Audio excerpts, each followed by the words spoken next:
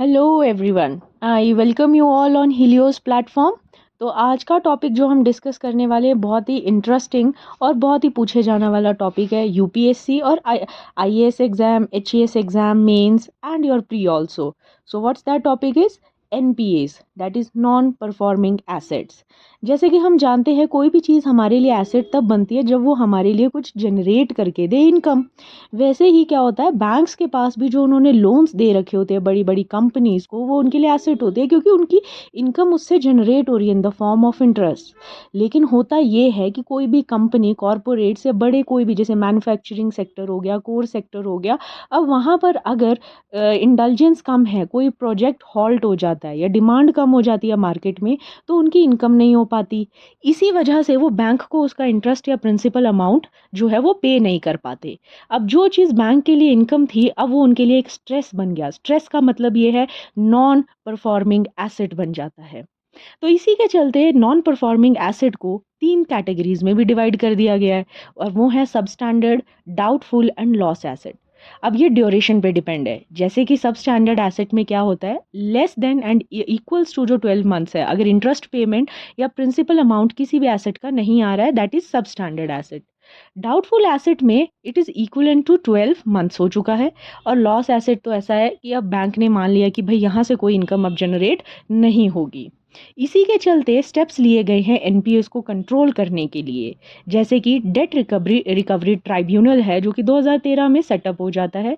इसमें क्या किया जाता है, जो टाइम रिक्वायर्ड होता है ऐसे सेटलिंग केसेस के लिए between the corporates and the bank, उसको कम कर दिया जाता है एंड विलफुली कम कर दिया जाएगा, जिससे कि जल्दी डेट रिकवर हो। क्रेडिट इंफॉर्मेशन ब्यूरो 2000 में सेटअप किया गया था। अब इसमें क्या है कि जो विलफुल डिफॉल्टर्स हैं उनकी इंफॉर्मेशन पहले ही शेयर कर दी जाएगी, जिससे कि बैंक्स को ये फुल ना बना सके। और एक बहुत ही अच्छा उपाय है एसेट रिकंस्ट्रक्शन कंपनीज। ये कंपनीज जो बैंक्स के एनपीएस हैं उनको अपने पास रख लेती हैं और फास्टन रिकवरी करती हैं through negotiation of the stressed loans by bypassing the courts. है ना ये बहुत इंटरेस्टिंग चीज़, बिकॉज आपको पता है कोर्ट्स में एक बार चीज़ चली गई तो it takes a long time. Then we all know reconstruction of financial asset and enforcement of security interest act 2002, इसके बारे में तो हम हर चीज़ जानते ही हैं। ये एक्ट सबसे फेमस है एनपीए को रिकवर करने के लिए। लीगल फ्रेमवर्क है इसमें इंडिया में किस तरह से आपको एनपीए रिकवर करना है। कॉरपोरेट डेट रिकंस्ट्रक्शन कंस्ट्रक्शन आता है आपका, जो कि 2005 में इम्प्लीमेंट हुआ था, सो दैट जो डेट बर्डन है कंपनीज में वो एलिवेट किया जा सके। और जो उनको रीपेमेंट का टाइम दिया था भाई उसको बढ़ा दो, जिससे कि उनको क्या मिले, कुछ टाइम मिल जाए, अपना इंटरेस्ट वो पे कर सके, बैंक का भी नुकसान ना और कंपनी भी चलती रहे। क्योंकि एक तरह से हमारे देश को ही नुकसान होता है अगर कोई बड़ी कंपनी ठप हो जाती है। 5.5:5 रूल, देखिए इसमें क्या किया जाता है, बहुत बड़े जो प्रोजेक्ट्स होते हैं उनको टाइम लगता है बनने में और वहाँ से जब इनकम जनरेट हो उसमें। तो क्या किया जाता है यहाँ पर, जो आप लोगों के flexible reconstruction of long term projects है या इंफ्रास्ट्रक्चर कोर इंडस्ट्री, वहाँ लोन एक्सटेंड किए जाते हैं। टाइमली जब आप लोगों का रीपेमेंट का रिफ्यूजन का टाइम आता है, वहाँ पर आपको बुलेट फॉर्म में ये लोग पैसा देते हैं इन द फॉर्म ऑफ जो रीपेमेंट ऑफ लोन या प्रिंसिपल अमाउंट है वो पे करते हैं। देन नेक्स्ट इंस्टॉलमेंट रिलीज की जाती है।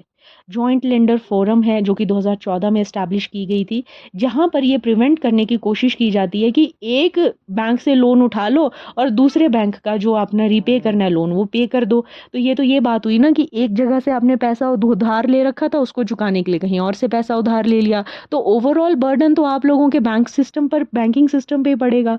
नेक्स्ट इज मिशन इंद्रधनुष, ये 2015 में लॉन्च किया गया था। कॉम्प्रिहेंसिव 7 pronged रिफॉर्म्स की इसमें बात की जाती है पब्लिक सेक्टर बैंक्स को फंक्शनिंग में रखने के लिए।